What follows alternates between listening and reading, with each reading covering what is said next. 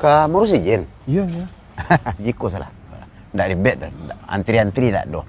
Langsung selesai sekali. Duduk saja itu. Ah, tak apa dah. Ini malah lah ribet-ribet tu ah. Ah, ya nggak ada. Cuman dia dua alihnya seketik.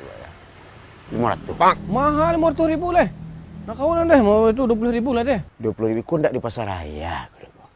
20.000 tu buat sama buat pijaan kau dua ambon. Ya nak kawan deh, mana 500.000 lah biar aja mau urus sekarang.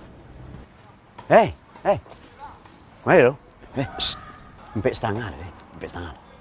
Mah mana dah 20.000 lah mau dah. Mana tuh dah? Ikut kah? Kecapak tu bisa nolong izin usaha tapi bayar 500.000. Oh, itu calo dah.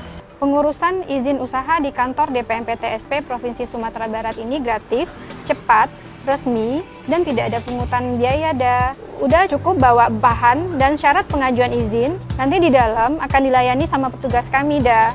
Dengan baik dan dilakukan dengan cepat serta transparan. Sampai izinnya udah, selesai kami keluarkan. Salah saja ini biar akhirnya.